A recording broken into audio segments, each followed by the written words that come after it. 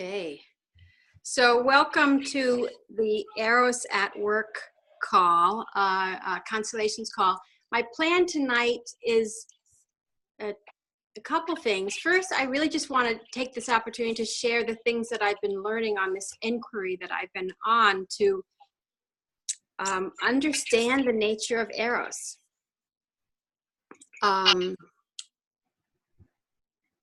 So there's a lot of pieces that I've been seeing. There's a way in which, perhaps as a result of my systemic constellations, that training and becoming both a system, being both a systems thinker and a systems sensing person, I've started to have a sense of almost as if I could have a cosmological view of Eros, of the dynamics of the nature of Eros. So that's what I would like to share. But then the other piece that I'm interested in is engaging with those of us who are here tonight in a little bit of constellations action research. So exploring together perhaps some of the models that I have been coming up with, or maybe even just exploring questions that you have about the nature of Eros and how it's showing up in your life, or maybe challenges that you're experiencing. So any of those things are possible for us to explore. And so I'm sharing these words because these have been coming up, and I'm sure probably many, many more could come up in the exploration of Eros. But these are some of the things that came up in the conversations that I've been having. And you know, some of them for me were, when they showed up, they were surprises. So I'll share some of that as well. So I also want to take a really quick moment to just give a shout out. In order to do this little project of mine, a bunch of people had to say yes to me. So some of the people who had to say yes were people who I've interviewed. So thank you to all those who said yes to interviews, and to those, there will be others of you, maybe some of you on the call are willing to be interviewed by me. And then several people had to say yes to being patrons of mine on my Patreon page for this project. So I really want to send a big shout out to all the lovelies, including Twyla, who's sitting next to me here. Twyla Smith, Sonia Almanova, Adrian Sika, my life partner, Jane Bernhardt, Jamie Kapach, Jessica Simkovic, Lori Wells, Anisa Stewart, Sarah Bastian, and Paul Friedrichs. Thank you so much for being patrons. Okay, so let's get started. I'm going to actually begin. I want to begin with a little meditation. And so we'll do the meditation, and I'll invite people who would like to share what they experienced during the meditation. And then from there, I'll move into the rest of the piece. Let me stop my sharing for a second so you can see me. Okay. So I'm going to invite you to just find a nice comfy spot.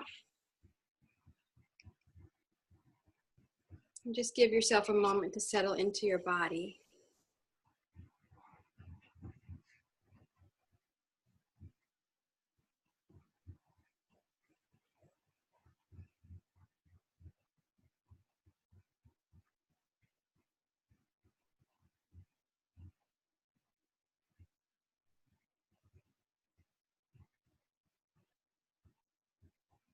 And then bring your attention to your breath.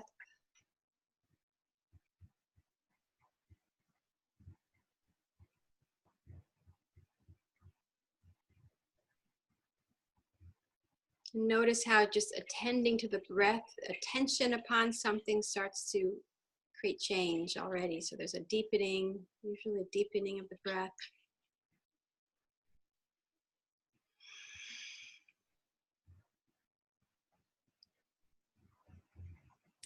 I'm going to invite you to imagine that you can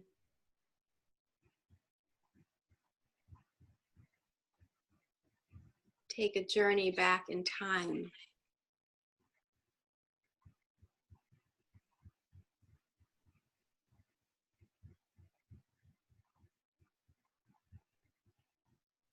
or maybe a journey to a timeless place.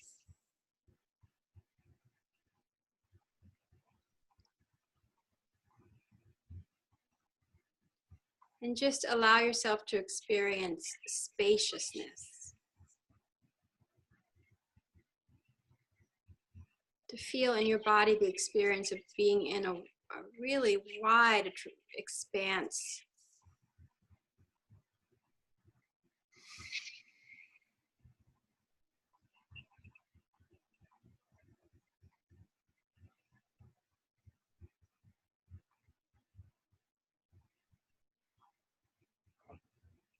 And that from this place,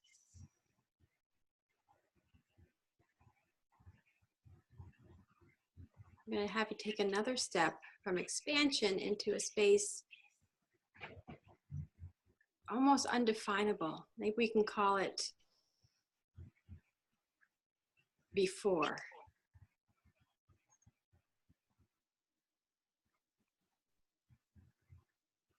Maybe we can call it nothing. Maybe we can call it everything. Maybe we can call it oneness.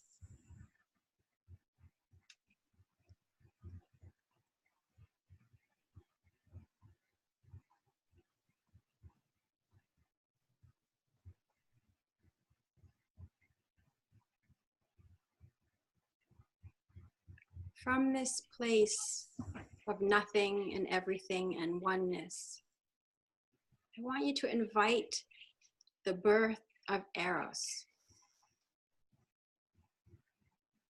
And just notice what happens when you invite the birth of Eros into this space.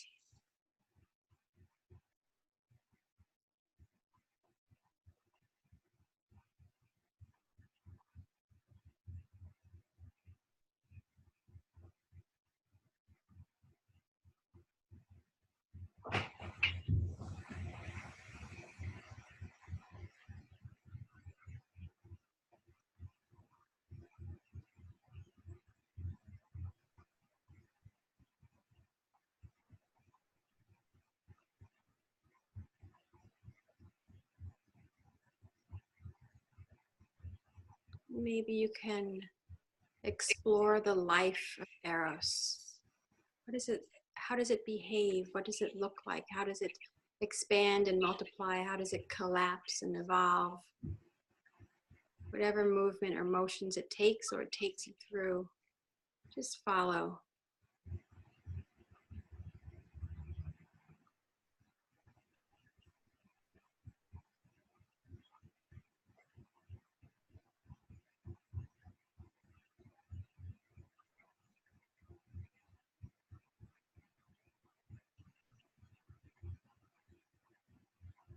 And now bring your attention back to your breath.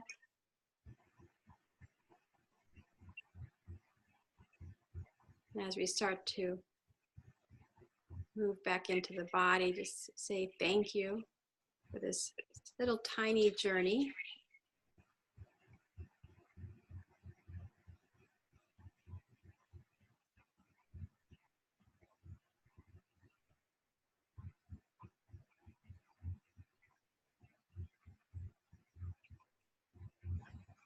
And as you're ready, you can come back into your own space and you can open your eyes.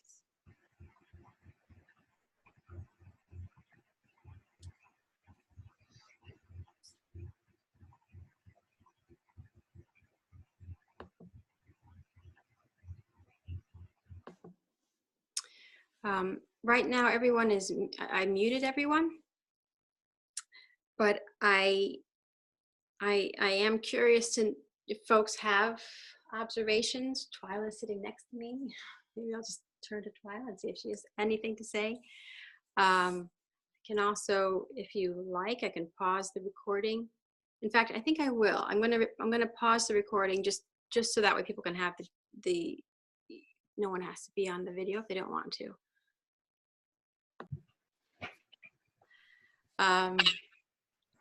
So there's a few things. So there's a bunch of pieces, and I think, you know, part of my exploration here is that I recognize myself to be a sexual being and to be a spiritual being. And I know that my personal journey has been, it's really a spiritual journey. I really do see the context of my life as in the context of my own awakening. That's why I'm here. That's what I want. And so because of that, and because my spiritual path has been at least right around 2000, it was a very specific Buddhist path. One of the things that showed up in my Buddhist practice was that there is this seeing of desire as being source of suffering. And I think that that's actually a misconception or misinterpretation of the text. But even if that might be acknowledged in certain circles, including the one that I took refuge in, there's still a message that I was receiving, that desire is not a good thing for your spiritual path, which I kind of just, for a while, I just accepted it. I sort of struggled with what that really means. But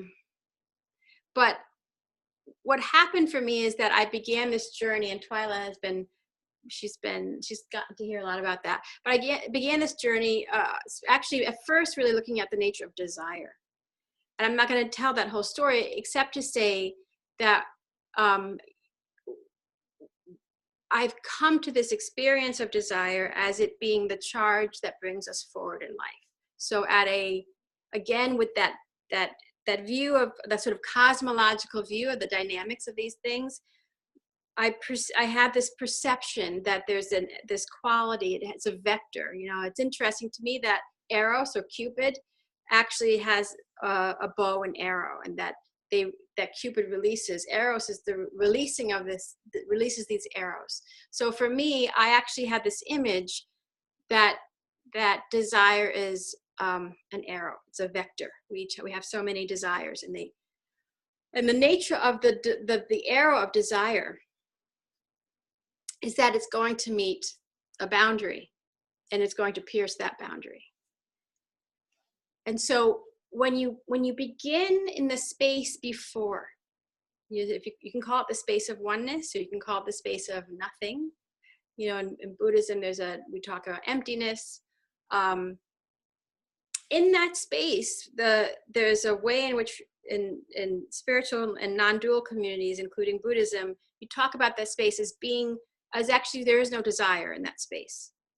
And there would be no desire because it's a space of oneness. But the moment we enter into a space of creation, the nature of creation, it produces at one time multiple things. One of those things is it creates separation, and the nature of separation is boundaries and edges. And then the nature of the separation is desire. Like those things seem to arise simultaneously.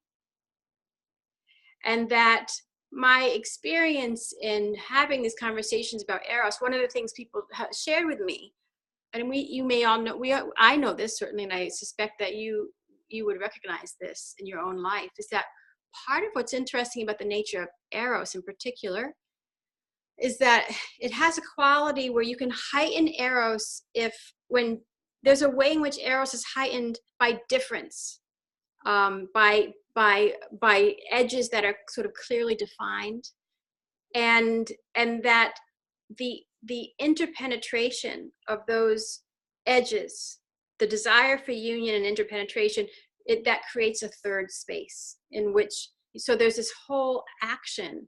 There's something for me that Eros seems to be specifically, it's almost as if the experience that we're having of the relation of the nature of Eros is the meeting of those edges and the interpenetration of those edges.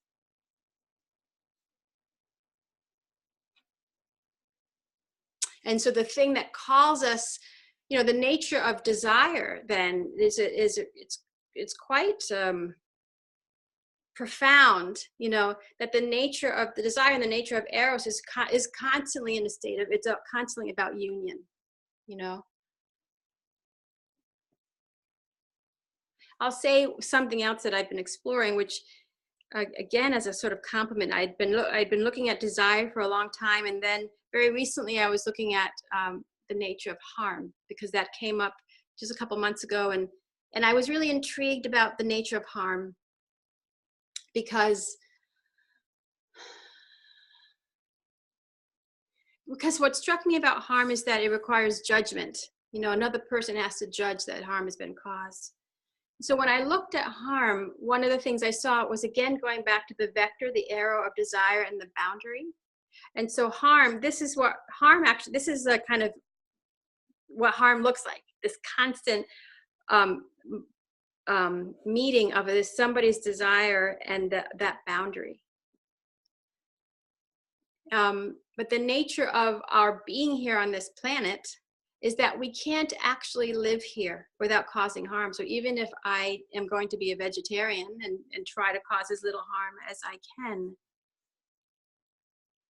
I still, at some point, my need or my desire or my curiosity or whatever else is driving this arrow, this vector, it must penetrate the boundary of another being. And so when you consider that this action is happening all the time, there's the desire and the boundary, that those are meeting, that there may be a dissolution or maybe a hardening of the boundary. It may be experienced in a way that we would call erotic. It may be experienced in a way that we call mindful. It may be experienced in a way that we call violent. It may be experienced in a way that we call harmful. It may be experienced in a way that we call courageous. But the action, there seems to be, like, at its core, like a common action of the vector of desire and the meeting of this boundary.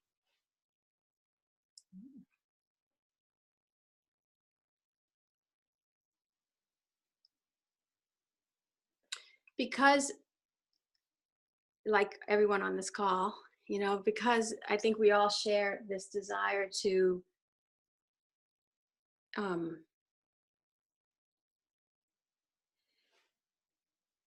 be in the world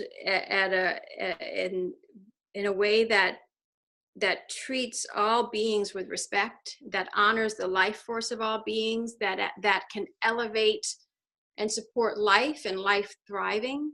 One of the questions that I've been holding in this exploration of, say, even just this exploration of harm. So I might decide I'm looking at harm.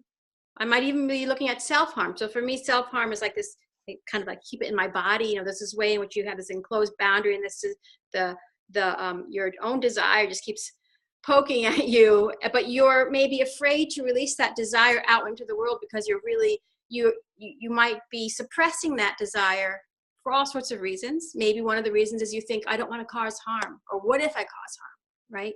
So this for me is one of the reasons why this is the self-harm, and that the same action that might look at like harm, meaning my vector of desire is released into the world and it comes up against the boundary of another, that same action actually can look also like courage.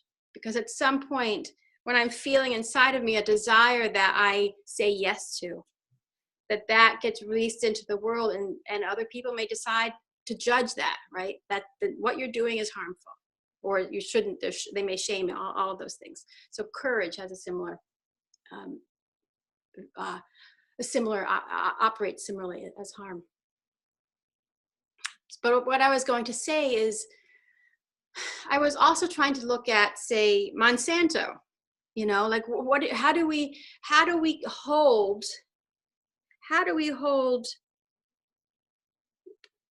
people and places that are causing harm, that are extracting. So the sort of fundamental unit of operating is still like some kind of desire and some kind of boundary. But I think the distinction for me that really showed up very clearly has to be with how respectful and mindful you are of the whole system. And once, knowing that we have to be, we can't be in the world without causing harm, that the way that I can interact with the world is really learning to hold and see all the boundaries that I must cross, all the entities that those boundaries belong to honor them, and really invite them into a relationship with me. And that when you consider all this extractive economy that we've built up, the nature of that requires a complete, a devaluing and objectification.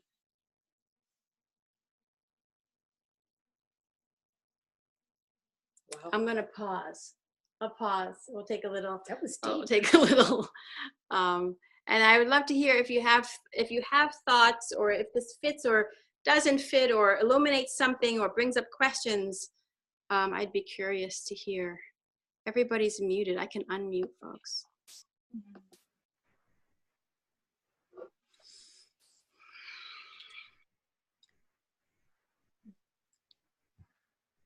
For me, it brings up the relationship between victim and perpetrator, as far as somebody who is, the object of somebody else's vector of desire, whether it be for sex or whether it be for any other purpose, like getting their own needs met, potentially at the expense of someone else.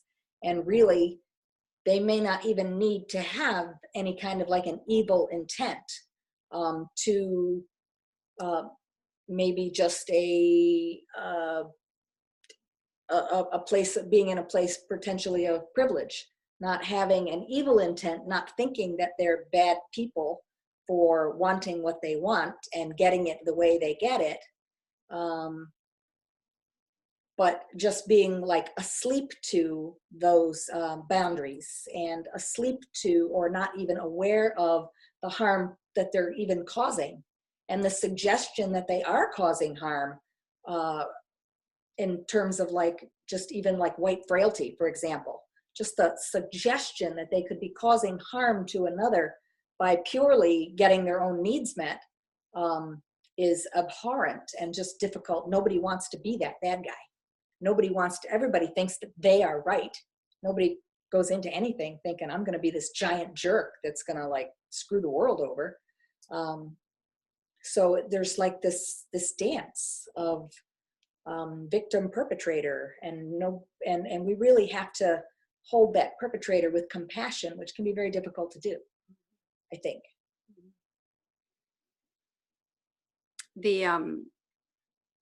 I actually just posted a video with Nina Smolyer, and she and I were talking about boundaries and the contact and consent, building a consent-based culture in the contact improv dance community. It's a great conversation. But one of the things that came up was connected to what you're saying, which is that this is really where all of life shows up, right? Which is that the desire, the boundaries, the experience of separation, like those are the nature of creation, right? And the desire for union, like all of those things are sort of fundamentally present. And here we are, right? And so we're also conditioned and inheriting a system that's been set up before, as we come into a system that's already set up. And so all the pressures, the systemic pressures created by privilege and entitlement and oppression, those actually mean that when desire arises, they become, the way in which it moves becomes very distorted. So if there's pressures around, the particular pressure, my desire might seem, the arising of desire is innocent. Right. But the way in which that desire moves through, especially when you put on the pressures of the systemic pressures of oppression, privilege, entitlement, then all of a sudden something else happens, and that has to do with these boundaries and edges, all these other spaces.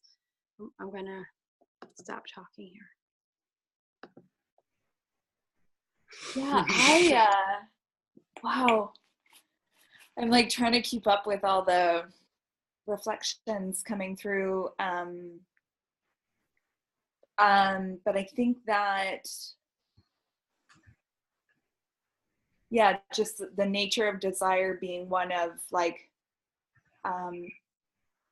meeting edges and encountering boundaries, and that interaction and that penetration of one part into another. And it, I mean, what came through was this reflection of like, of what I experienced in the meditation, which was the birth of Eros, like a penetration through my channel into my system, and then my penetration of my root down to anchor in and meet the core of the earth.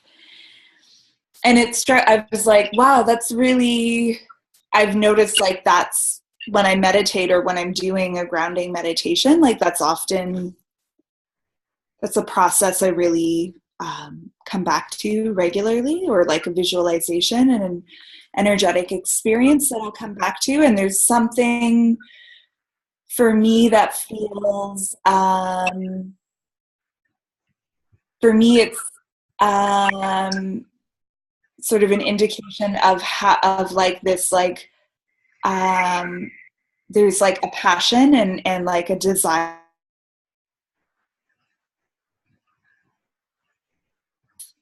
Oh, is okay. Okay, cool. And then and then, you know, it struck me again as we're talking about victim perpetrator. I just started thinking of that in relationship with our experience, our historical experience here on the planet, and how we're interacting and giving, and how we're in that relationship, how we're exchanging, how we're penetrating and extracting, and how we're and where in cultures and times where there was a much deeper understanding of an interrelatedness and an exchange and a reciprocity. Anyway, yeah, it's just, and for me that there's like a healing of like an there's like a healing in the intergenerational experience of my lineage being one of extraction, and this response for whatever that it feels like there's like a shifting in my system to want to change that relationship or that experience. And I notice that I'm like maybe kind of rambling right now, but I notice in the background that like guilt, like the perpetrator guilt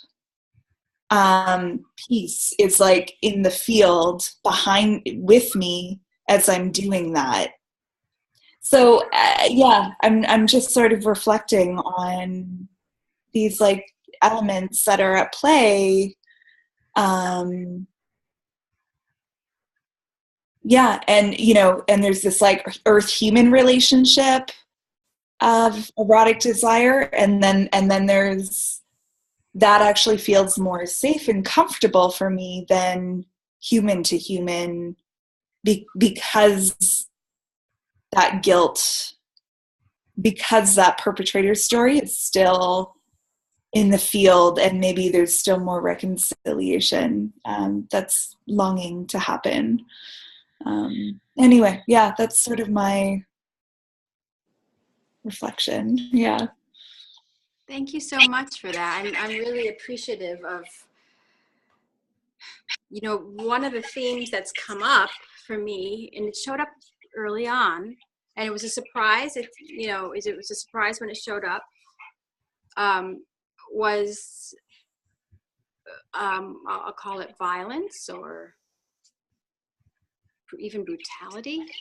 You know, that there are ways, and we've experienced this, you know, we're here, all of us on this call are, you know, we're familiar with being in constellations and representing. And one of the things I know from that work, I remember noticing it not long ago, really just a couple months ago in a representation, and feeling myself as this life force energy, which is how I've been defining Eros, creative life force energy, and that it didn't seem to care. From the point of view of the life force energy and the nature of it, and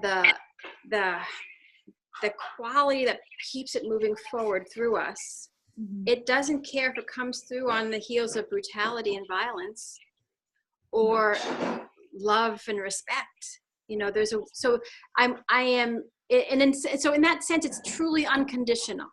You know, the nature of Eros is unconditional. And that, to me, that's been a piece that I've been sitting with, you know, like, well, what does that mean? You know? Right.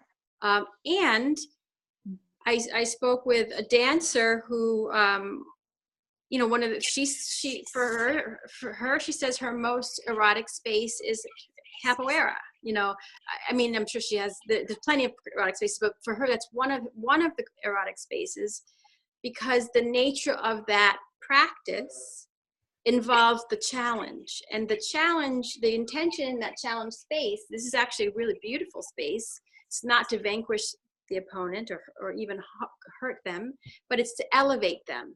But in order to enter into a space with a partner and you know that your intention is to challenge and elevate them, there's a tremendous amount of presence and contact and other. I mean, the nature of the dance requires separation, right? That you are both other. And yet the engaging of the dance creates union, creates oneness. So it's that, you know, that seems to be the nature of Eros. And that to dissolve those boundaries, even if it's being dissolved through violence, from the point of view of Eros, it doesn't seem to matter. So, and I have my own, my mind is like confused by that and wants to analyze it, and, you know, and yeah, I think my heart says I don't want to create suffering. You know, that's I don't want to create suffering in the world. And yet I also am aware that the nature of creation includes suffering, you know.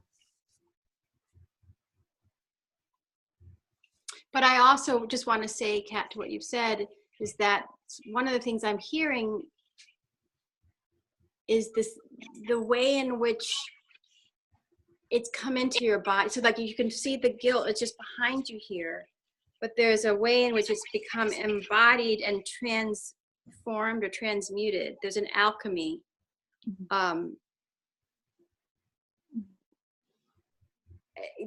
That contributes to Eros, like that contributes to this erotic relationship that you have in your connecting to the earth. So that's also like a fascinating aspect, that there has been this composting, you know, this transmutation of what's back here coming into your body, and that now that it's provided something for you, it's you know. Yeah. Thank you for that reflection. Yeah. Oh, it's getting warm in here now.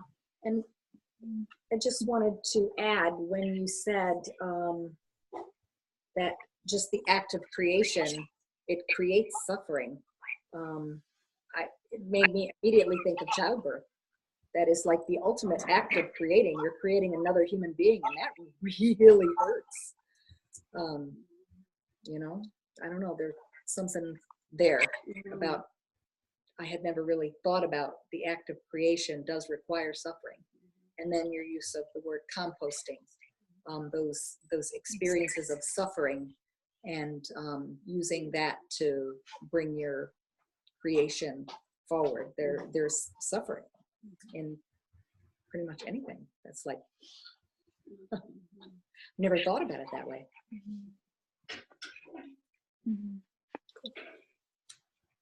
I have some feedback now. I've been sitting here listening, and maybe I'll begin with immediate feedback to Twyla's comment, because it's interesting, the part of the act of creation that you focus on, the suffering, but not the entire part of it is suffering. The part that created the child is not suffering, at least. I mean, it depends upon where you are focused on in the process. As the only male in this mix, in this time of the culture when men are being taken down on a logarithmic basis for their approaching those boundaries and going right through them with the violence that's been depicted here, there's a part of me that is very conscious and aware of that.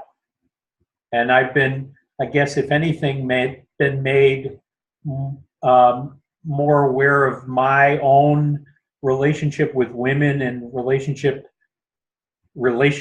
with women over time. Let's see, where am I going with this?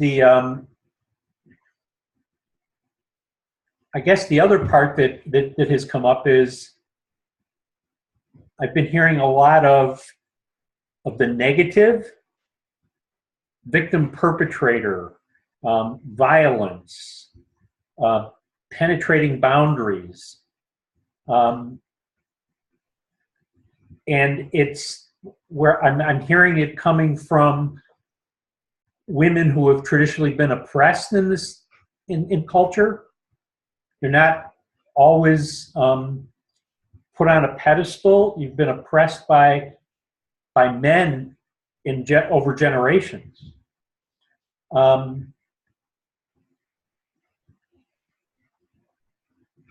guess one of the other things that's come up is I recognize, Allison, in listening to you articulate about this, that you've thought about these topics in way more depth than I have, and I'm like very appreciative and jealous and feel the need to explore this in more detail on my own, and so that I might have a little bit more sensibility about it. But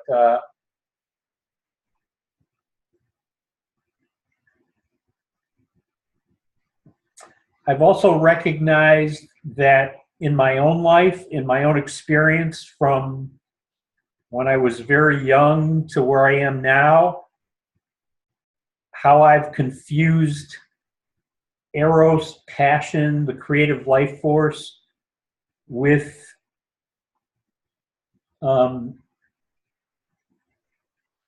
probably the need to work instead of connecting with women in a healthy way. And I've seen my creative life force has been around my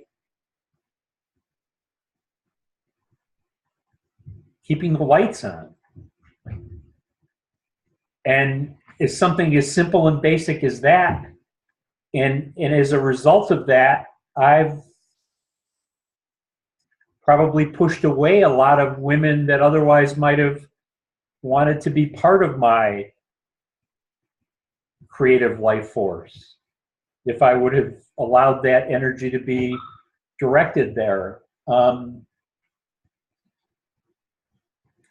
I think one of the things that attracted me to be beyond this dialogue with you, other than I just appreciate when you put yourself out there, I know I'm going to learn something just by virtue of being on the call and in the space with you, is the connection of Eros and work and passion. And at a time when I hate what I'm doing right now. And I don't have a lot of Eros about it. I have a lot of, it's like I want to shift gears, and I want to find the passion that will, bring some more bounce to my step. And so while I I understand and believe there's, the positive. I guess I showed up conscious of the other side of the spectrum, that I'm like in a lousy space around that. So I feel I'm rambling, but that's my 2.5 cents. And welcome back, Jade. We saved your space. Thank you. And I didn't stop when you came in. That's another piece. Sometimes I will I just kept going. So Thank you so much.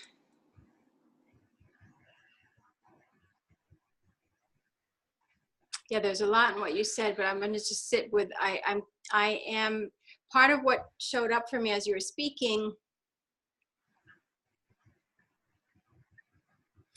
was looking at this place of the needs, I need to get my needs met, and how it's, you made an important distinction that I'm keeping the lights on, but that doesn't mean I'm in an erotic space. I'm getting my needs met. The vector and this is happening. The vector of need in this case has managed to, get some money and pay the bills. The struggle is real. Yeah. But what's interesting for me then, as I think about that, is that what are all the other needs and desires? That when I you missed this little thing I did, Jade, earlier, but that there's a container here that's actually inside of you, right? For me, it's like inside my gut. I have it in that sort of, right, that second chakra, I think. Mm-hmm. And so I imagine this container with all these needs and desires bouncing around in there, So there are certain ones that we let out, and the ones that we let out may be the ones that that conform to social norms, or they're the ones that just seem they seem acceptable in some ways. The ones that we keep in may be the ones that we say, oh yeah, that if I release that desire, I feel like I'll be creating harm. So those are some of the ones that we may keep inside. And I certainly know from my, I initiated this journey with a very specific story of where I said I fell in love in the context of my work.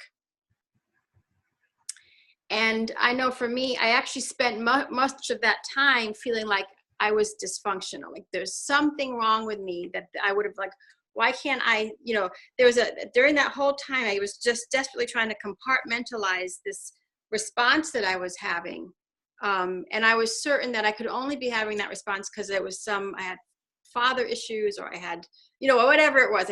I ascribed it to some kind of dysfunction. And so I'm naming all this because the challenge that we face when working with our desires is that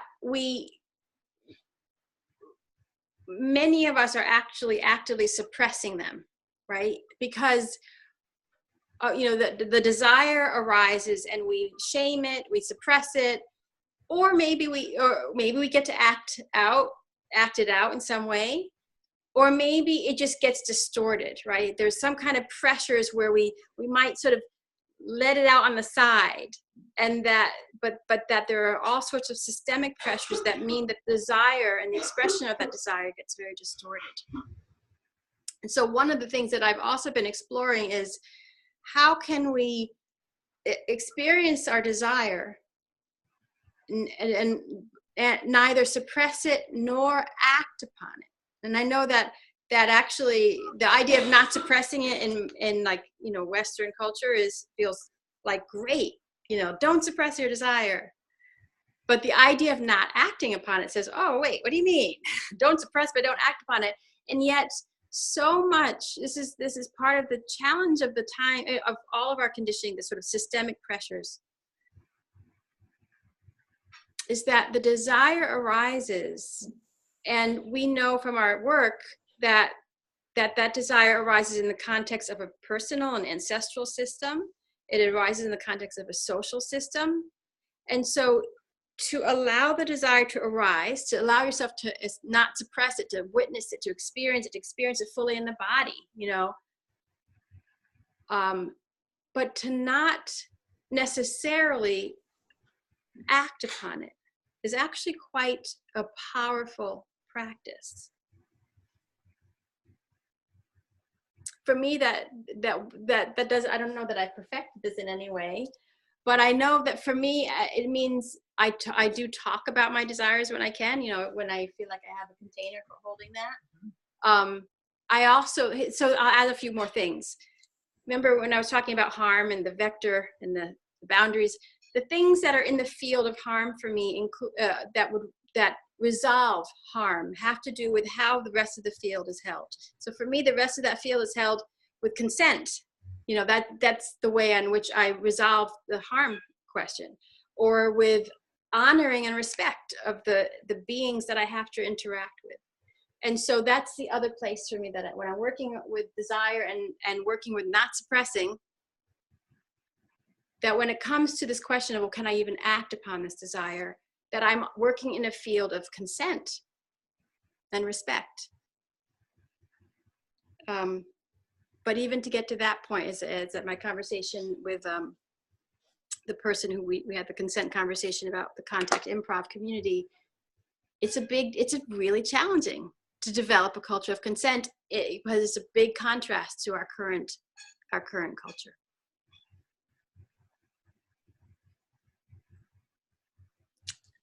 Any other thoughts, questions? I would love to do a constantly. I would love to. So I'll stop talking. I'll let people, you know, reflect. And I would love to hear if there are specific things we can tune into together. That'd be fun. I can unmute.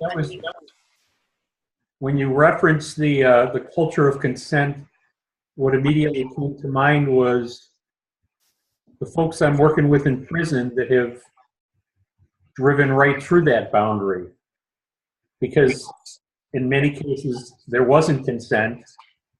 They exceeded the boundary, in some cases with violence, got caught, exerted some harm, got caught, and now they're in a situation where they're trying to make up for what they've done. And I think the other thing that came to mind when I immediately heard you say that was,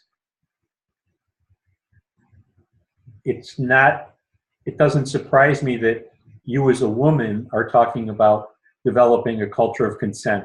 I don't think you would hear men talking about that. That's a decidedly feminine concept. Not that men wouldn't benefit from it, and not that there's a lot for us to learn about that, and not that a lot of men haven't already, bought into it. They understand what no means. They understand the need to ask permission in search of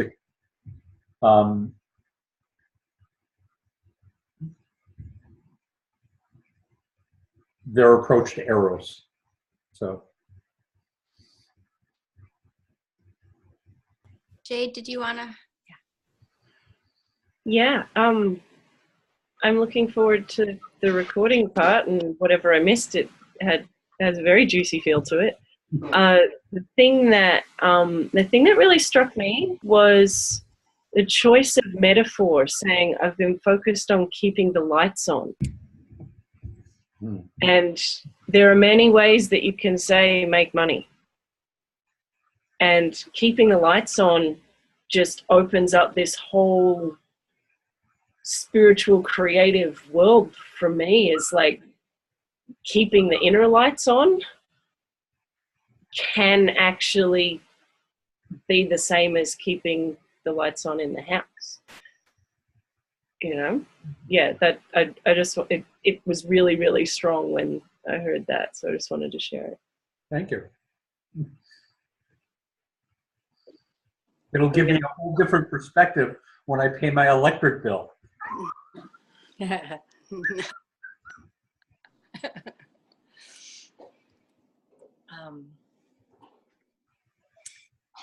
There's also a piece around consent that I think people find decidedly unsexy.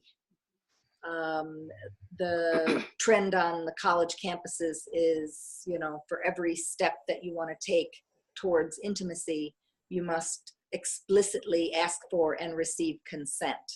And I think that is, I mean, obviously I'm for it. I'm for consent. At the same time, it does have a tendency to put a damper on or kill Eros. The domesticity, it takes this sublime, ethereal, exciting experience of Eros, and it feels sort of reductionist to reduce it to various physical acts that make it sound less exciting and exploratory, like where are the boundaries, and it's a dance. And certainly you want to avoid, you know, people barreling on through the boundaries without consent, but it does feel like it's a swing of the pendulum excessively far. And it is also designed to protect usually the young men in those situations who might not have a clear concept of consent. I thought it was really interesting, Randy, when you said it's a decidedly feminine concept. Men don't generally, that you're aware of, think about it or talk about it like that. And that kind of came as a surprise to me. I didn't know. So it's really, I very much value your voice here in this conversation, because I only ever talk to women about this kind of stuff for the most part. Thank you. Oh. You're muted, Kat. Cat, I got you. Hold on. Thank All right. you. Yeah.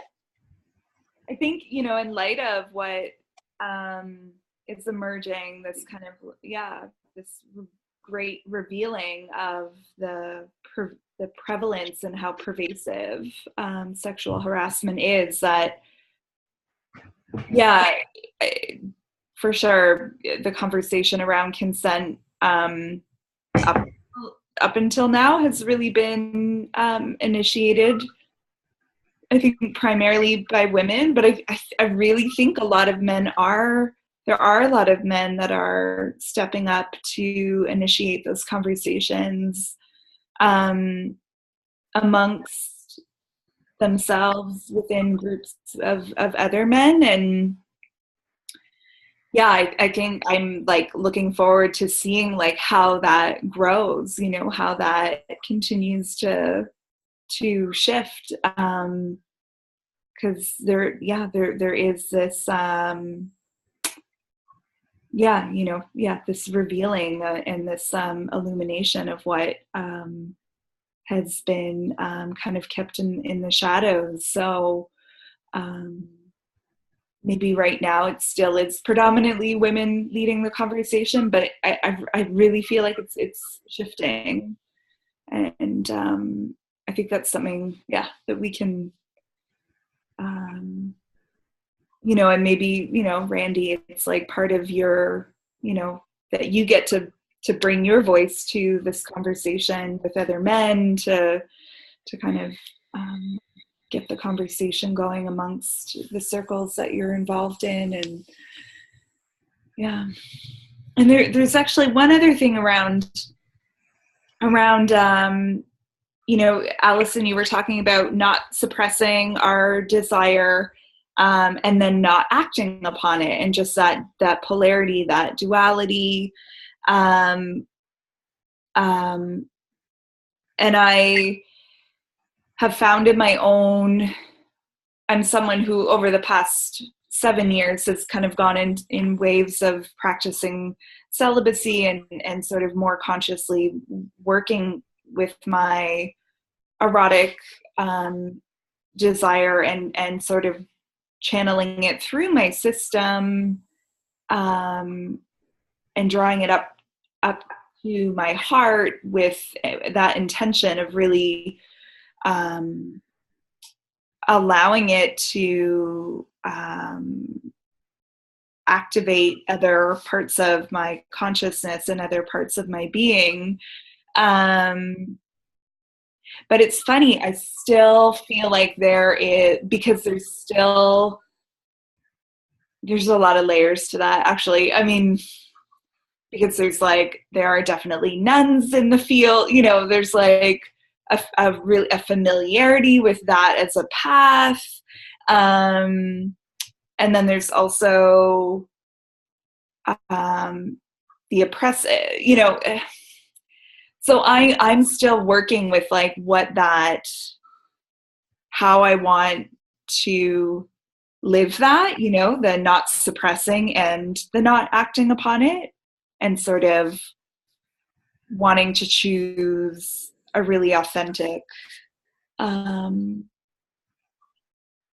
expression, where I'm receiving the pleasure and the benefit of experiencing erotic desire being circulating that through my system, and not acting upon it and feeling the power of that.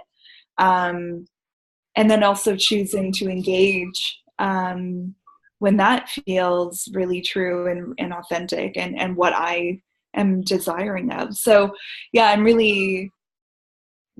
I would say the past 7 years has been a real exploration of that, and I have some more insight, but it's definitely like an unfolding process for me. Yeah. I do want to do some, we can do some constellating, but some things that you've been saying, Kat, and I think that connect with things that everyone has said. I'll just go back to this piece around consent and to what degree does it like dampen Eros, right? And I'm reminded of something that in an interview, this one was with Margot Schulman, and this one, I think that you could find that somewhere. I put it on my channel, but one of the things we were speaking about was the way in which she says, when you fall in love, she says often that she had a language for it, which I won't quite get right now, but it's almost like you part of what's happening in what we call falling in love, the first time you fall in love, let's say the first several times, who knows, it's almost like the fitting together of two, you could say two dysfunctions. Like there's ways in which the patterns of these two people are sort of fitting together in a certain way. And so what we're calling falling in love is actually a really patterned response. Now, when you're experiencing it, we want to perceive it, and it is. I mean, I think it's both those things. So it is a set of patterns that are sort of operating together in the system, these two systems coming together, and it's an incredibly magical and erotic space. So those things arise. But when I think about my early relationships and just the fact that this certainly was true, part of my desire in doing this kind of exploration is that we're bringing consciousness in, and I think for all of us we're all in some capacity in a healing, working in healing work. And so we know that this becoming aware, learning to bring consciousness and awareness of seeing to the dynamics is healing, right? And so, but I think it can be easy, especially when it comes to love or Eros, to say, oh, well, if you investigate it too much, you're going to take the magic away. And I'm not sure that that's true. I think for me, part of what we call magic in that expression of it is kind of like blindness. Like something's operating, I don't see it, so let me just call it magic. and I'm feeling stimulated by it, you know. So those things are happening simultaneously, and you kind of don't want to lose the way in which it feels good, and so you're afraid that if you mess it up too much and start to investigate what's causing it, that maybe it's gonna, like you said, it's gonna dampen that energy.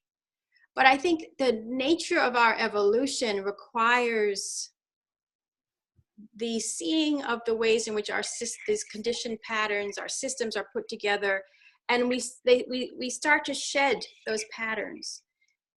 As you shed those patterns, I actually had this awareness just today. I was tuning in about some work a friend of mine was doing with me, and I saw in my pattern, I was surprised. I saw like the old pattern. When I saw myself in the old pattern, I was like, oh, look, I'm like in a net. I'm entangled. I'm in an entanglement with like all these old systemic pieces. And that when I stepped into my power, I felt myself to be alone. And I said, wow, I wonder if what I'm calling alone right now is just not being entangled, just not being caught in the net. That we are so used to the experience of the actual energetic experience of being in our entangled system, that when we step into our autonomy and our sovereignty, we call it aloneness, you know? Mm-hmm. But it's there is a space. I think this is just true. This is what I'm noticing for myself. There is a space that as we shed these systemic entanglements and we discover that we can actually step into a beingness that is not defined by those systemic pressures, there is a transitional space that involves feeling into this newness, you know, of not being in that caught in that enmeshed. Not being enmeshed in that way. And actually, so for me, from that space, consent is actually incredibly sexy, because it means that I'm engaging in this conversation. It's also, I mean, I think there's also a capacity for presence that becomes available. I mean, all these things, there might be communication that's not happening through words. It's almost like NVC, you know, when you're first learning nonviolent communication, it feels very, if you do that, right, it feels very formulaic. But as you become facile with it, there's a way in which it can become second nature. And maybe eventually you don't need to actually practice it. You can just hear into the needs of another person, what's being expressed underneath the words. And I think there's a way in which when you're developing consent, as in contrast to our current culture, it feels very formulaic, and you're like, oh, I have to actually ask at every step, and it can feel strange. Yeah. But you know, when we get to a place where we're engaging in consent as a dance, you know, that's a very erotic space. I think there's one other thing I'll say about this space is that, and this was communicated to me in another interview where actually a person in the contact improv community, one of the things they said was that they were dancing with another person and they engaged together in such a way where they both felt they were pushing a boundary together, that there's a consent, but that shortly after this really beautiful expansive dance, their partner was on the floor in tears, which for me again goes back to this transitional space as we try to move outside of the entanglements into this new space, that the moment you do cross certain boundaries, that experience of crossing the boundary can be quickly filled in with all the shame. You know, that there's all these things that kept us entangled, including lots of shame and all these other conditioning and et cetera that we all know about. So once we pierce that boundary, it may well be an ecstatic experience as you're doing it, but to get to that other side can be quickly fouled up, almost as if it's attracting all the shadow. You know, you've crossed that boundary, and now, like a magnet, it's all pulled to the surface for you to work through. You know? Wow.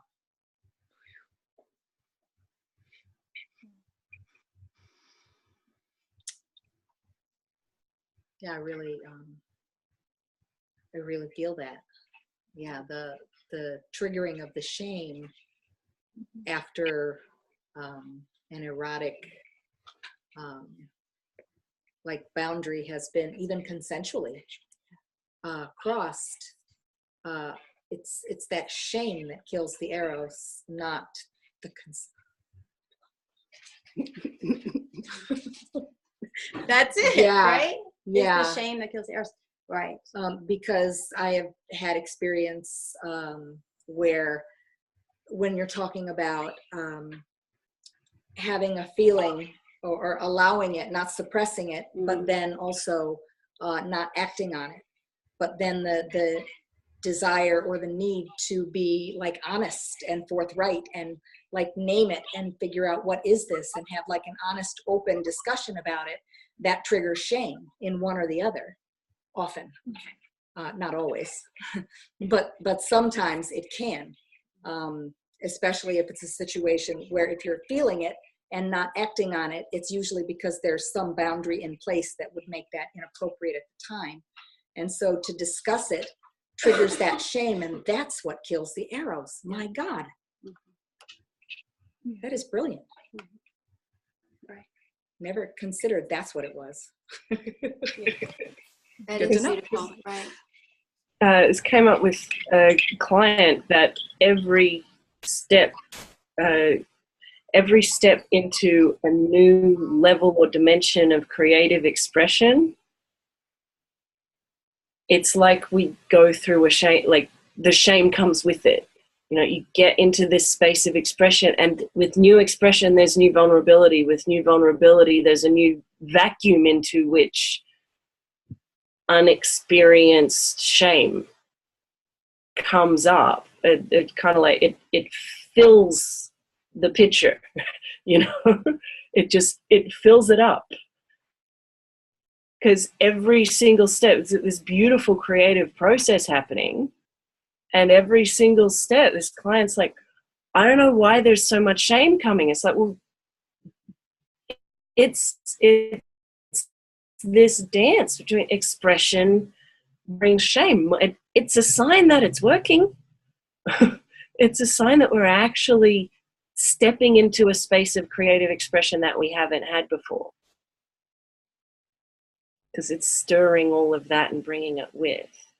And we spend so much time trying to avoid shame, but it's the avoidance that actually that actually makes things crushed and stop and stuck. Yeah. Just letting them both flow. It's beautiful. I had this experience on a retreat a few years ago now, but the first time I felt that I really understood the nature of shame, I'd been in this really ecstatic, expansive spiritual space. And it'd been going on for at least, 36 hours in this like particular beautiful experience. And then just like that, shame got triggered in my body and it was gone. It just completely disappeared. And it was so distressing to me that I'd lost my contact. And I was able to get it back. I sort of went back to sleep, and it sort of spontaneously reformed itself. But I came to understand that shame is separation. Like that's the defining characteristic. Shame is separation from yourself or separation from the divine. But that's the characteristic. So, but the function, like what you're describing there, that because if Eros, the nature of Eros is about the dissolution or the interpenetration of the boundary, the creation of this third space, that the moment separation happens, you're no longer in that union space. And that separation is shame.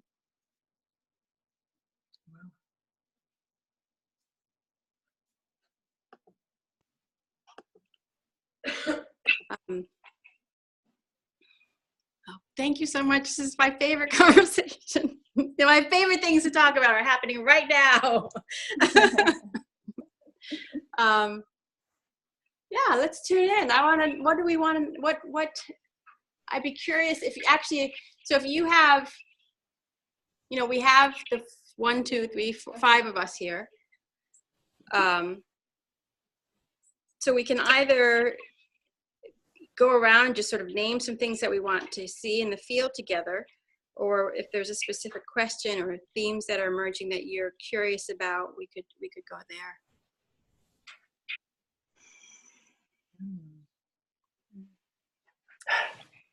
This thing has been showing up in different ways, but when I get underneath it, it's been the same thing every time over the last few months. Is I've been having more connection with my community, more connection with my family. I've been having this deeper experience of connection, and almost every time that I have this heightened experience of connection that I've been wanting, that's been a desire for a long time, I collapse in a puddle of grief. And I've it's happened in that sequence a few times, and the last couple of times that that's come up, it's like, well, the grief comes up and I'm tapping, I'm constellating, I'm clearing, I'm like getting underneath whatever is there. And every single time it's been this infantile raw separation. And it's like the experience of healing that first separation, each step in that direction seems to be bringing up the grief that was never actually felt. And this whole sequence, it's like a dance. This whole sequence has been repeating, and I was stepping more and more into this connected life. And it just has this wave. Every new level of connection has this new level of grief, and underneath that there's this, it's not fair, there's this anger. Well, one time my sister is 20 miles away. She messages me saying, I am in such a mood and I don't know why. And I'm like, yeah, I'm kind of bawling my eyes out in anger and grief right now. She's like, okay, that's it. and we've never talked about this hippie high level remote weirdness stuff, right? But it just, okay, that's it. That's the most natural thing in the world. And I literally just reached to my phone to message her, and she messaged me that in that moment. Mm-hmm. And that, whatever is in that, it seems that there's this need for deeper, more authentic connection, whether it's with others, yourself, or nature, or whatever. And whatever is in that, the thing that we're going for seems to trigger the thing that we're avoiding. And only if we let go of this habit of avoiding can we move forward at all. So whatever's in that, I want to play with that, please. Sorry, it's not concise. No, that's wonderful. It reminds me of something that someone said not long ago to me. And they said, well, I'm avoiding that thing not because I don't want it, but because I want it so much. It reminds me of the teaching that whenever you say or state your intention, that immediately triggers that resistance. It sounds like exactly the same thing. Right. It's a kind of dual arising. Yeah. I'm not sure if you guys are familiar with the path of least resistance. I think I posted that book a little while ago. Something you were mentioning before reflects that, which is this capacity to hold the creative tension of having a desire and not acting on it, and allowing the universe to resolve the tension in your favor. But there's a skill in holding that, and then there's a pre-skill of even recognizing your desire in the first place, which a lot of us have lost. you know?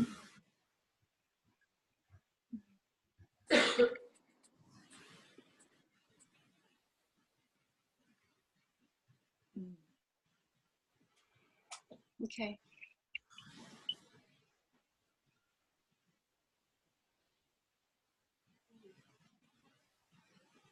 Yeah, and I think, yeah, that theme around shame killing the Eros, like that feels like a really strong theme in the conversation. If we could weave that into to what we set up, or Yeah.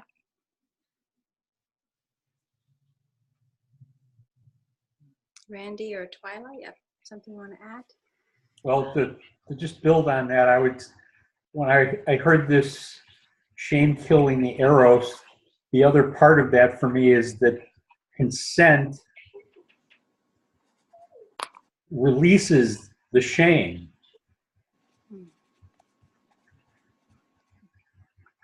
Or has the potential to. Yeah.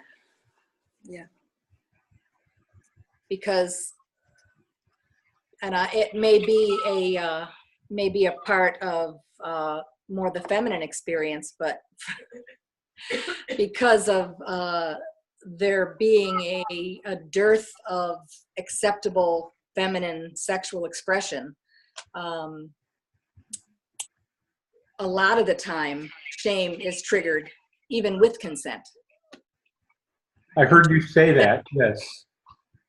And I guess maybe that's the masculine or male part of me feeling that when there is consent, then there's not abuse or assault. Right. There's a willingness. It can go forward. And without that, Yes, but women's sexuality has tended to be shamed, Yes. historically. Any expression of women's sexuality beyond what is required for basically the man's gratification and to have children, and it's not a current situation, but that has been the more or less the expression of feminine sexuality in huge portions of my life, has always been from the perspective of satisfaction for the male, which is not to say I never got any, but that was always the focus of it. And then shame if it wasn't within one of these narrowly prescribed ways that it's appropriate for women. And there's huge swaths of women who are, unable to have gratifying erotic experiences, because immediately as soon as they have that, they experience shame from the conditioning, from the societal, from the social. Which I'm not feeling that way, but I feel like, yeah, that shame is such a huge piece of it. Yeah. There seems to be such a strong connection between shame and power as well. Oh, yeah. Step into one, you step into the potential for both. Yeah. Okay, do your magic.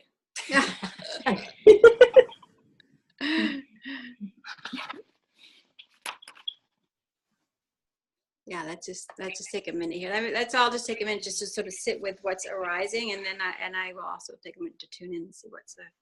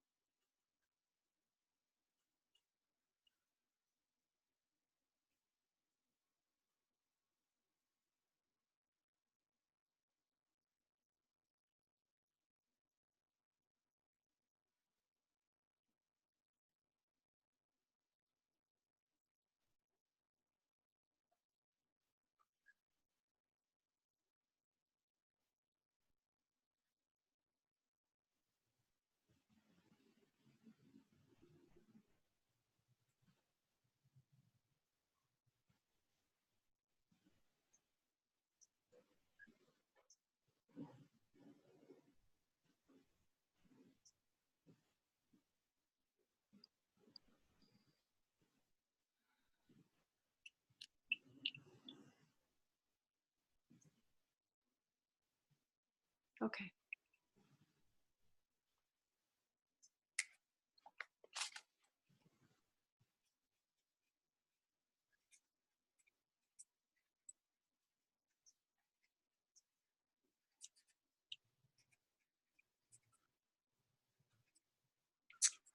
So here's my proposal. We've got one, there's 5 of us. Little experiment. I think I want to play with, we can think of it as different stages of awakening or different stages of evolution or different vibration, levels of vibration. But, or maybe different systemic pressures and supports. So I would be interested in starting off with, we could say maybe current or recent, you know, I'm kind of even curious of like the systemic pressures of our grandparents or our parents, that we could tune in first at that level, and then we'll do another tune in that is present, the current supports and pressures, and then we'll tune in for each of us in a way where I'll tell you what I'm proposing that we represent in a minute, but the final phase will be tuning in at what we would call that highest vibration for us, that highest aspect. So here's the 5 elements that I would say. Let's have a representative for desire and a representative for boundary, a representative for power, for shame, and for grief.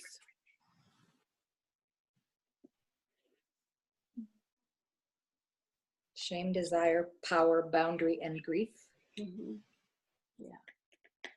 Maybe we can. I'm gonna move this up. If you want to stand up. Sure.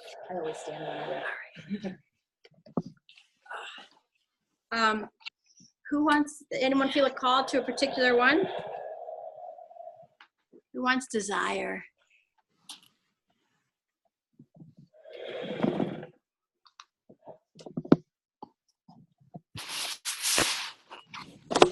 I can assign people if you want, but are you desire, Twyla? I might be, because I was already like having little palpitations. It feels like exciting and a little scary, and my feet are getting cold, so I'm gonna go put my boots on. Okay. So cold feet. There's more excitement. bees over there. Okay. I just wrote them all down for my reference, and grief came out as Jeff. And I'm guessing Grief came out as what? Who's Jeff? On her. no idea. That's funny. All right. So the Twyla will be representing desire for us. Anybody who's boundary? Oh, that's okay. Oh, that's right. Doing some yoga. Balance. I know I kind of have to do some stretching, but okay, I can be boundary if no one's jumping at it. Power. I'll do that. Okay. And then grief and shame. Yeah, I can be shame. Shame. Okay. Yeah. And Jade, you're Jeff. All right. It's Randy. Randy is power, right? Yep. Okay.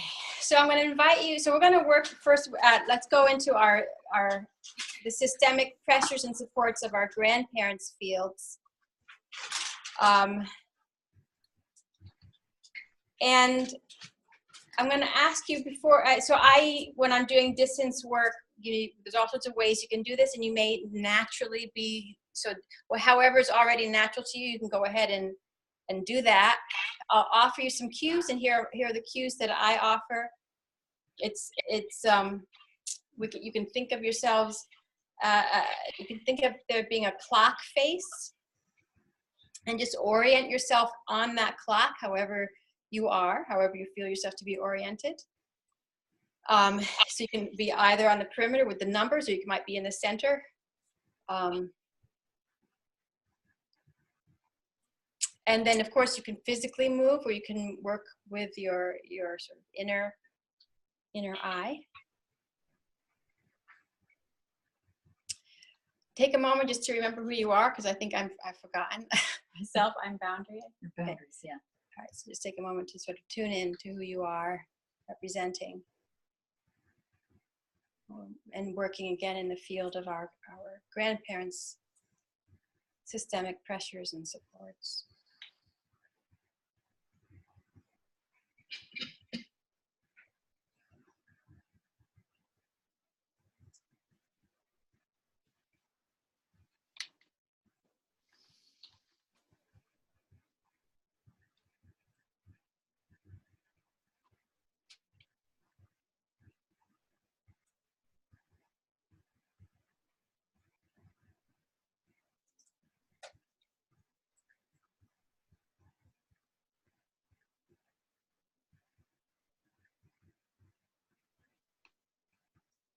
Okay. I think, are we ready to report? People feeling ready? I'm going to start, maybe let's go with desire first. What are you noticing? In the time of our grandparents' age, I felt like I was at high noon, like, you know, the bright glaring lights upon me. And at first it felt like really exciting and exhilarating.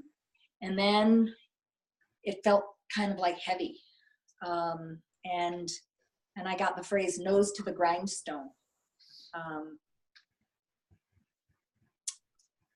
So I didn't feel what I thought desire would feel like. It was completely different. It felt like being under like a spotlight, and then nose to the grindstone, because it felt more like responsibility than desire. Well, as boundary, I was at 6 o'clock and I saw desire at 12 o'clock. And I had a very strong, like I had this sort of stoic, like fierce, I was kind of set at, you know, whatever the kind of, there's a sort of direction. But then there was, as just even a little bit of time moved on, I started to become very cautious, because it felt to me almost like desire was sneaking up behind me. And there's some awareness, as in my mind is aware that there are other aspects in the field, but I only was concerned about desire, and I was really concerned. I really did not want to let desire get close to me at all. I was definitely trying to make sure I maintained a really strong boundary that you could not penetrate. Did not want you to come near me. I did not want you to penetrate my boundary.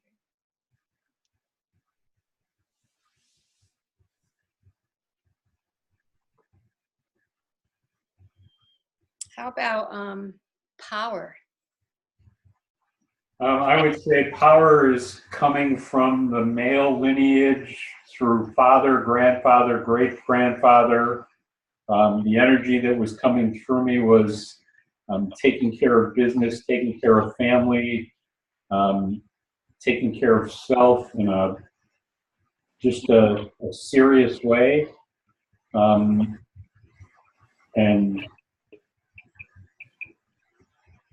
do it when it needed to be done.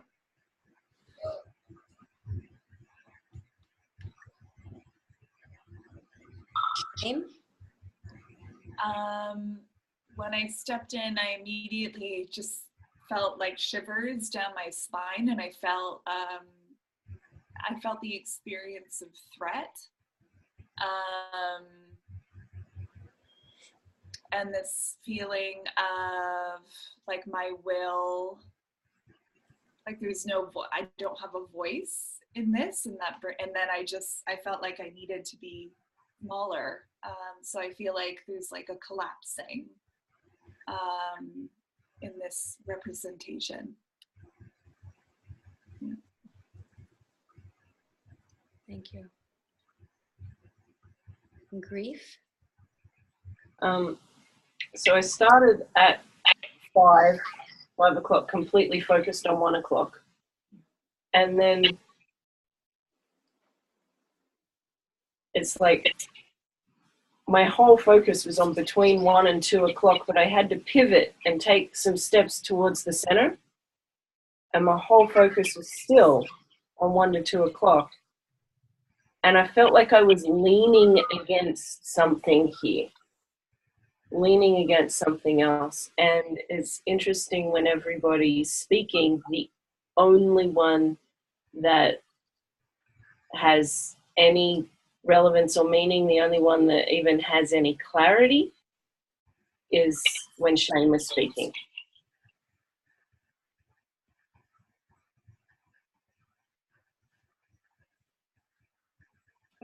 I'm gonna offer something to the field, so just keep saying your representation.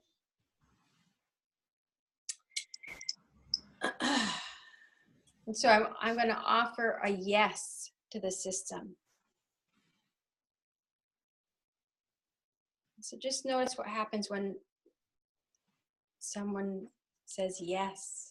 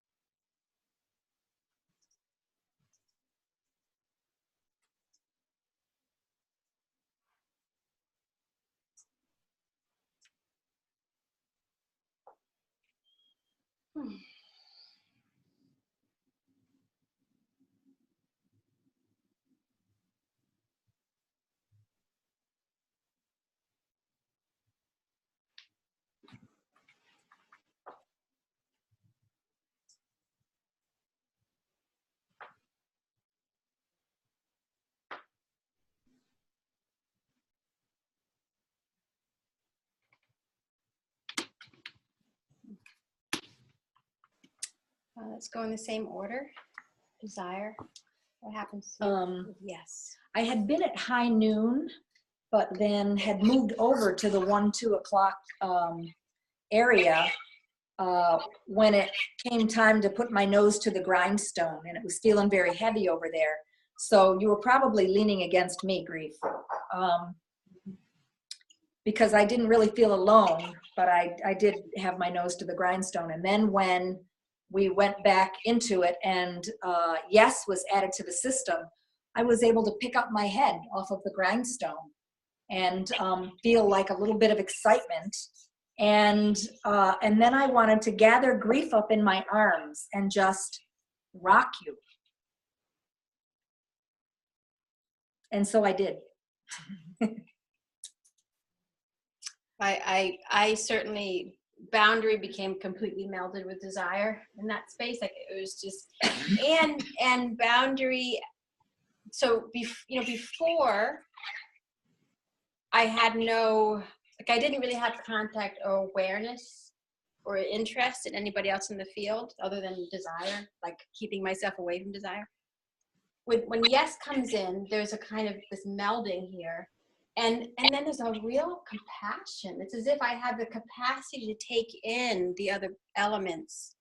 Certainly shame and grief. I don't think I took in power now that I think of it. I don't know how I related. I can't quite say how I related to power. I felt myself, though, there was an awareness of shame and grief that I had the capacity to receive that I didn't before. Power, how about you? I have to say that when yes entered the field, it will even have an impact on me at all because it is part of what power is all about.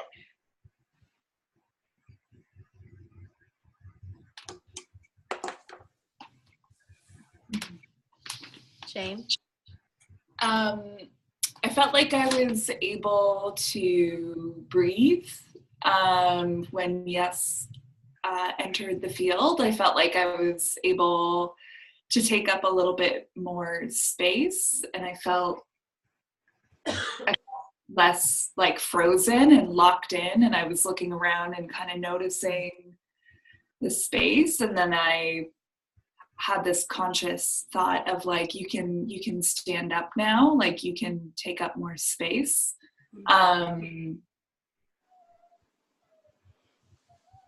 But I think it, it's like, but yeah, there's also just like an honoring too of the feeling, like the yes affirmed, like the feeling as well of shame.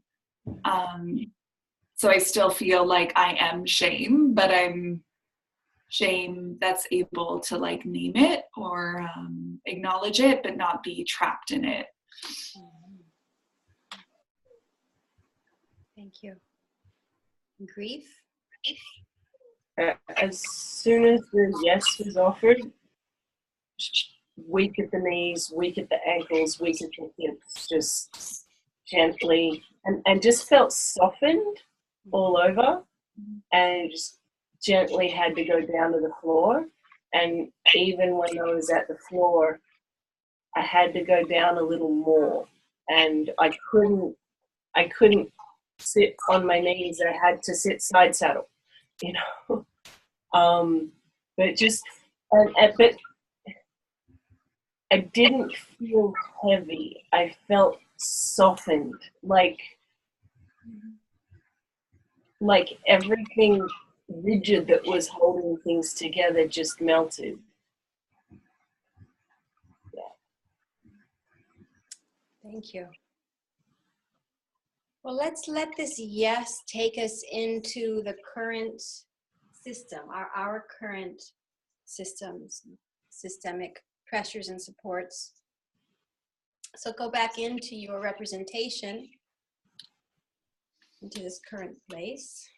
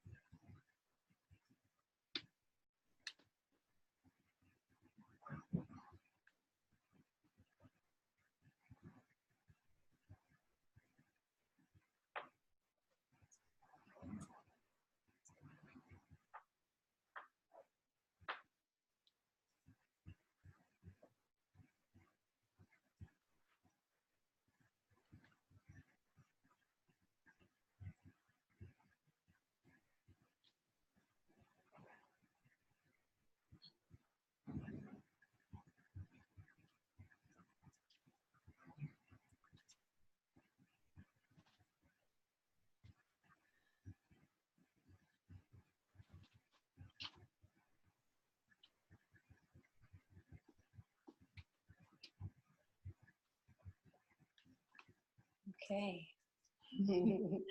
Desire, you want to go? Sure. I felt like I had taken shame and grief kind of by the hand, like little children, and was immediately where I had previously been completely unaware of power. I wasn't even aware that power was in the field in the previous generation. But in the current generation, I became very interested in where's the power. And I wanted to bring my children, grief and shame, with me and sort of like check out the power. Hey, what's going on? Like almost like a little dance with the power, bringing my children with me. Like we're all sort of like, I'm really doing the dancing, but I do have my children, shame and grief, like here with me, holding them by the hand, and not confronting power, but sort of dancing with power. And you don't seem scary to me. You seem kind of sexy. That's good. As does power. Well, boundary, like I immediately want to go wherever desire is, and I found myself like chasing desire, basically. Like wherever, I'm just following you, wherever you're going, I'm going. And so that's a big contrast to the first field where I didn't want to have, I couldn't bear to stand next to desire originally, and really try to be very forceful in having a very forceful boundary. So here, I'm definitely in this state, like I'm like excited by desire. I really want to know desire. I want to catch desire. So I was actually surprised to notice that I couldn't seem to catch desire. But I would go wherever desire is going. I'm following desire.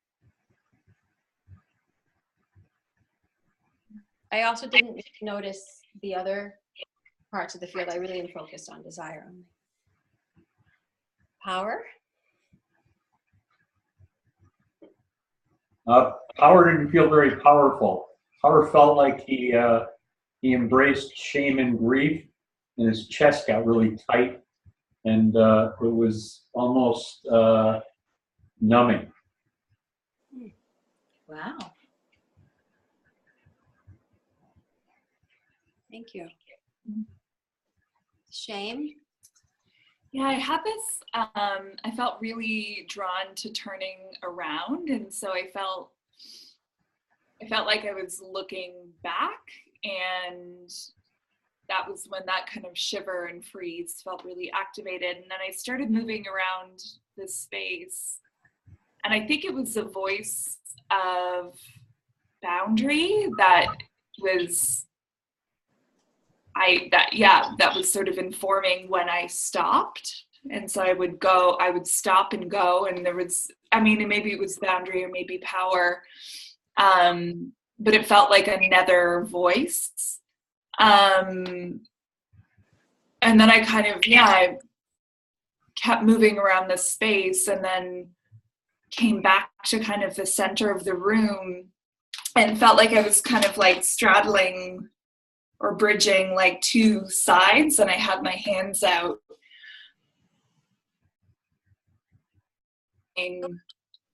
like one hand with desire and the other hand either with power or boundary, or maybe both. Yeah.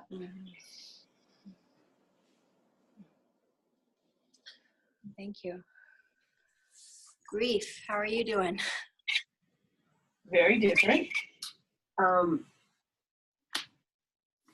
In contrast to the other one where it had edged towards the center, the first thing was to get as far to the edge of the circle as possible. And just had to hold myself, and it's kind of like, I feel like I'm at the 5 to 6 o'clock mark, right at the edge of the circle, and I'm leaning on the edge. And that wasn't even enough. I had to actually turn my face.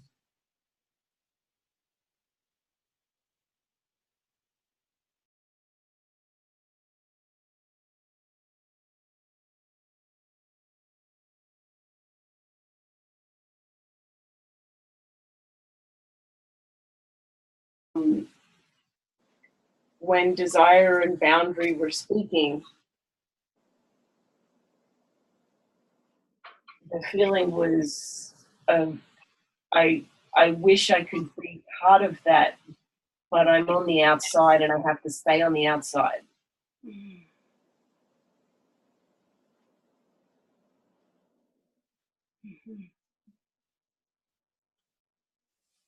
Thank you. Can you drop back in and let's bring a yes into this field? Just notice what happens.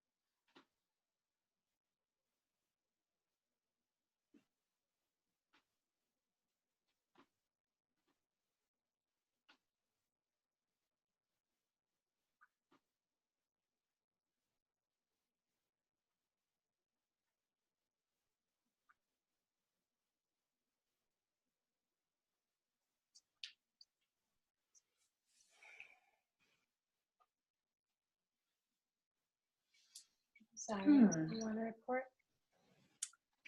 Yeah, I lost all interest in anybody else except for power. I was interested in power.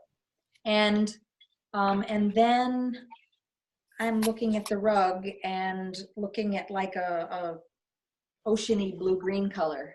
And it feels like waves. It comes like towards power and then like recedes. It's almost like breathing, like going out, like reaching towards the power and then like coming back.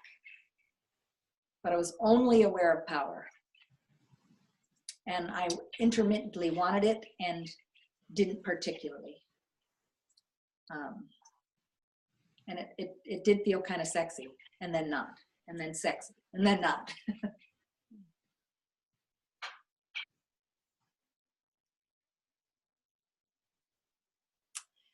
Yeah, it was very interesting for me.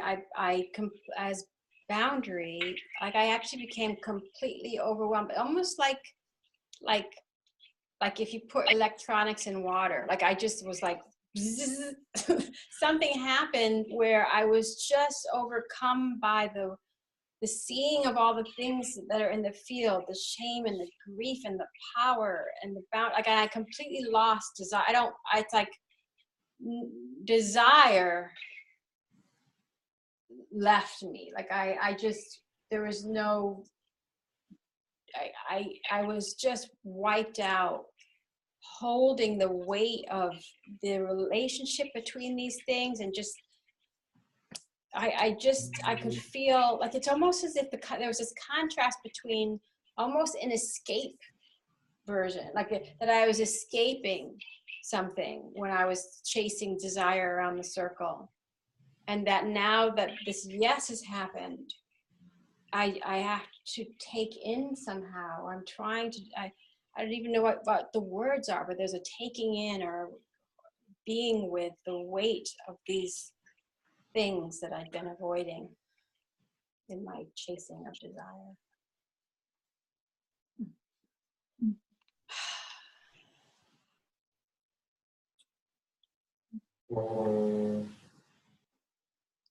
When yes entered the field, this was probably the clearest it's happened. Desire was right in front of me at 12 o'clock, fully focused, lots of energy on desire. Shame and grief were behind me at 6 o'clock, and boundary was dancing around the edge in a clockwise fashion. Couldn't sit still, but lots of energy on desire, and power wasn't going to be deterred by shame and grief. He knows they're back there, but wasn't going to hold them down.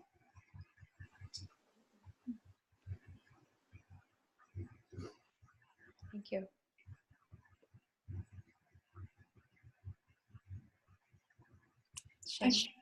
I felt immediately when yes like reverberated through the field, I felt like I was able to access my desire. I felt like, or able to access desire and to feel desire coursing through my body without the experience of shame being, stifling or killing it. Like it felt like I was moving in the field and I was just feeling erotic desire moving through my body. And that was kind of just the focus of it, that didn't to be in that experience without, maybe power was there too. I mean, it felt empowering. Like it felt like I was getting to claim something that I have a right to. And so I didn't feel grief I guess in the other, I didn't name this previously, but I think grief had always been present in the other tune-ins that we did, and I didn't feel that weightedness or that that grief weighing heavy in me. It felt, yeah, I felt like there was more of a liberation. Thank you.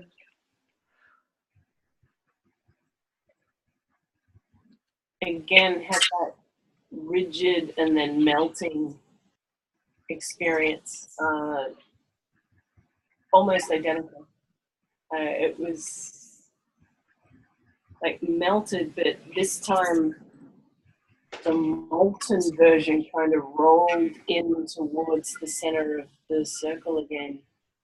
And just this, just really interested in the floor, but not any one spot, just everywhere on the floor, everything that I hadn't been looking at was really, really interesting. And this feeling of curious compassion or compassionate curiosity for everything that I'd had my back turned to before.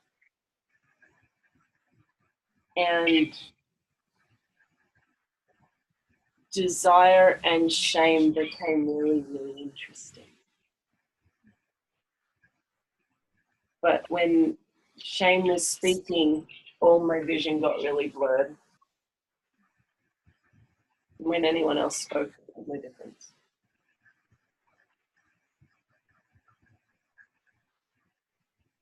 Wow. So let's invite yourself back into your representation, and let's step into yours. So wherever that is for you, just step into your highest vibration, this highest vibration field.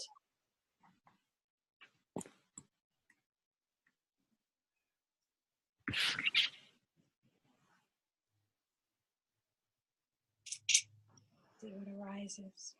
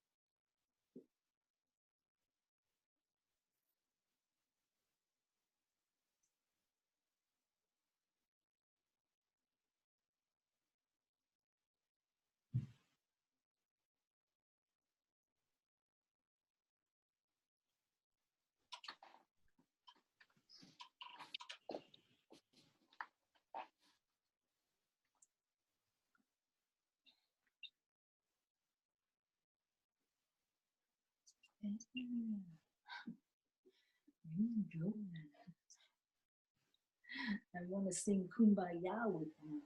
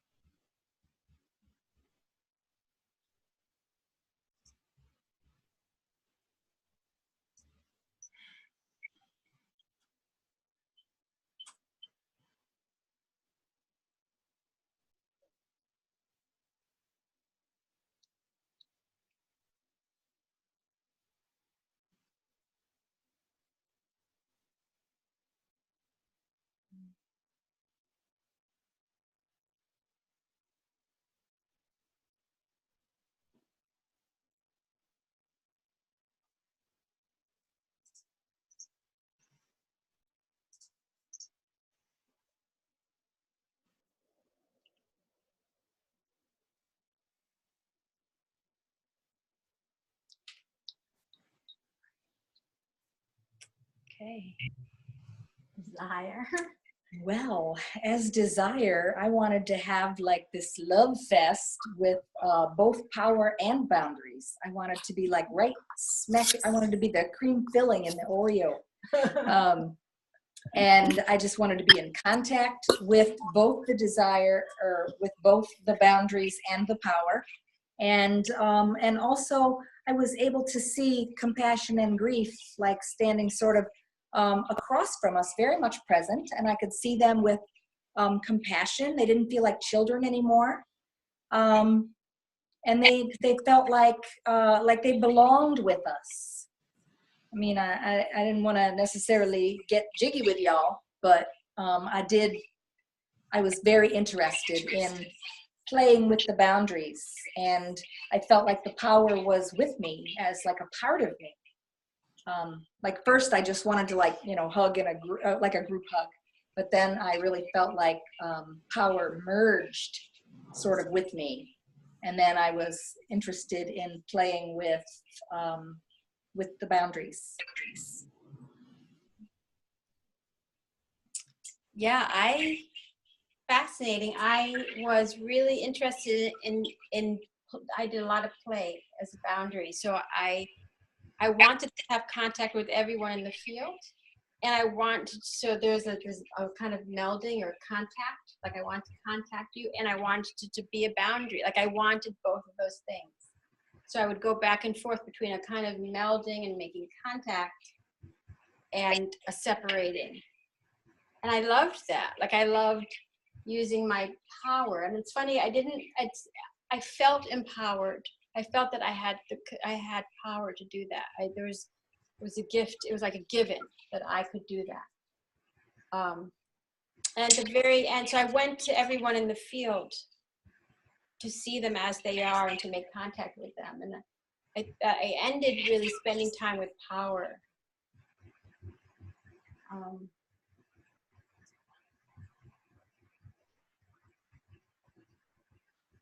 Yeah, I'm wondering right now,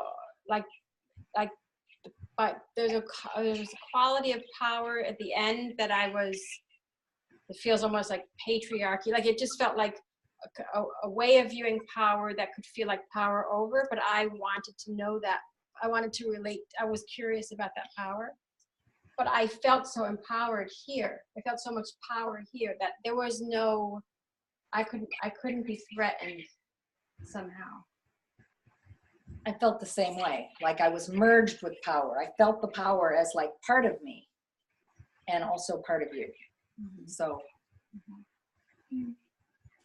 what are we up to there, power? You guys got it. I was right there with you.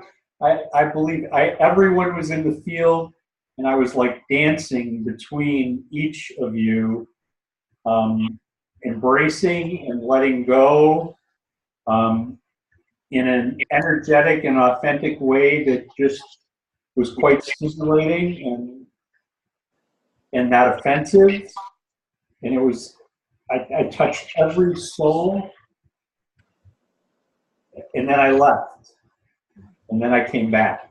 And then I left. And it was just kind of interweaving through the field. And it felt very powerful and free.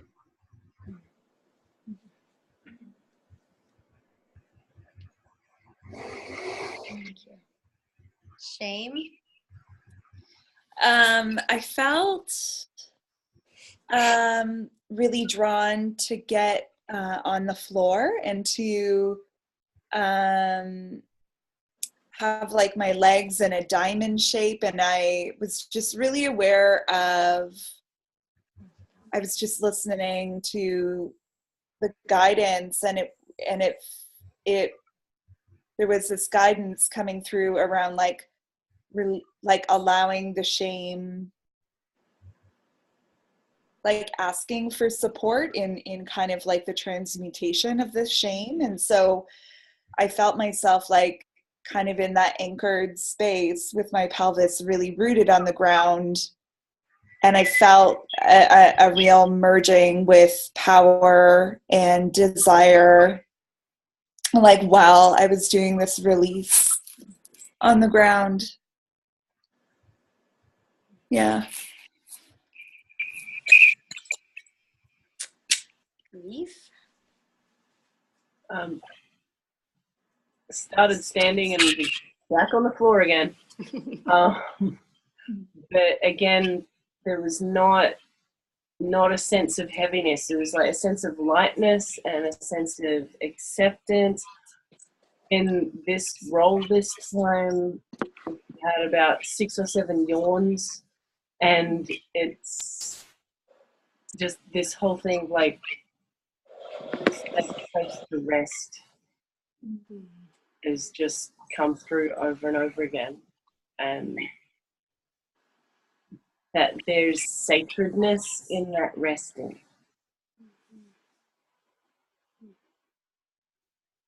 Yeah. Wow. Well, you know, we haven't done yes for this round. Did we? Yeah. That was yes? We just yes did is the highest expression. Which, we did the highest expression, Okay, this you're right. field, but we haven't said yes to this. oh, okay. I thought yes was implicit. It may be. Can I invite a yes into the field? We still have energy for that? How are you doing? It's kind of, I know it's late, so I'm gonna take a pause. Just to say thank you. This has been so fabulous. I am curious, maybe just to do a round of maybe some medicine, and I think that medicine, like what the message is coming through you from your representation for us right now, and for anybody who might listen. And so we'll take a moment. I'll give you like just 30 seconds just to sit with that question, and in those 30 seconds, you might, if you want to bring in a yes to see if that how that feels to you, you're welcome to do that. So let's just take a little bit of a sitting with this question of the medicine that we're offering.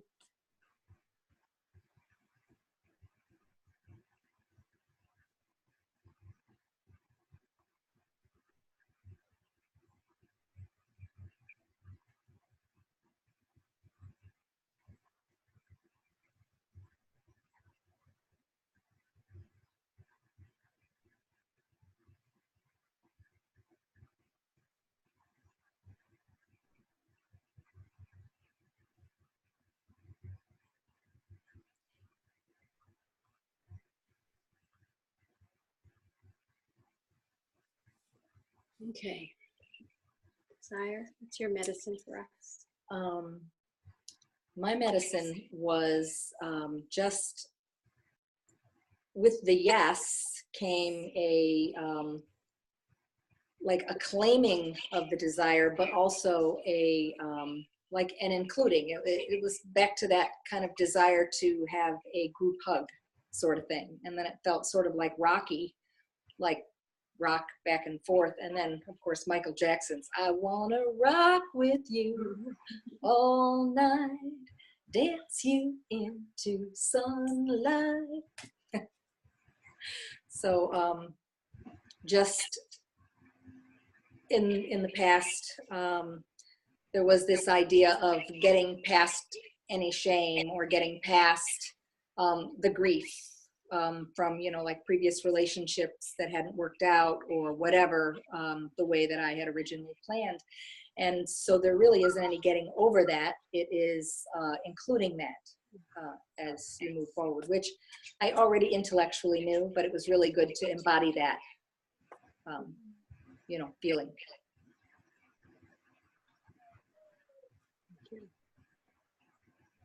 I think the medicine that Boundary is offering here is also new to me, like also kind of like a shift in like going from an intellectual understanding. Like I think because I have been a spiritual seeker, and I've been thinking of the nature of spiritual path as being one of union, union with the divine. And I was so struck by the expression of boundary as being an expression of our divine nature, that there was something really playful and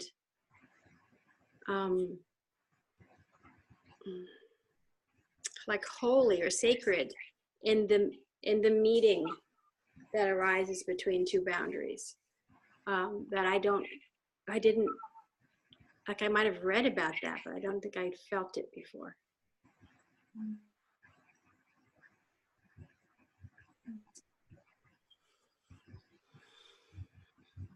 Power.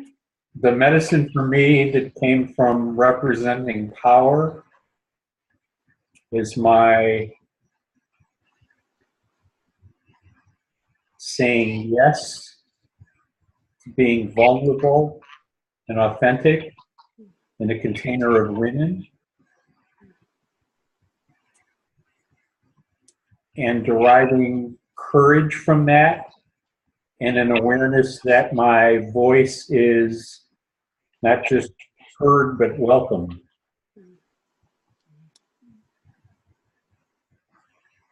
Thank you. Kat? I think the medicine for me, in representing shame, was in giving space for shame, like allowing space for shame to be there, kind of shifting from the smallness of shame to the bigness of shame, and the experience of, like, through dancing with power and dancing with desire, that I'm able to access those two parts, and then the process of, like, transmutation, and I think, you know, part of that, like, allowing grief to be there in the process of transmutation, and that there's a deep power in allowing our shame to be present, to then access our power and our desire. Thank you. Jade? And Desire was talking about rocking.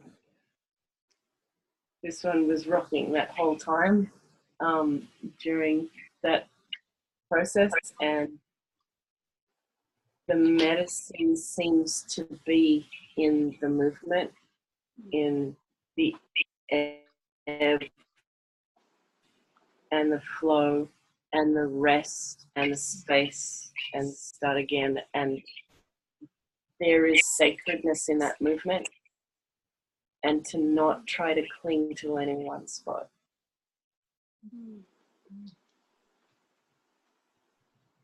Beautiful. Thank you all so much. Yay. Beautiful talk, guys. Thank you. Yeah, that was incredible. That was fabulous. All right, I'm going to send you all to whatever your next thing is. And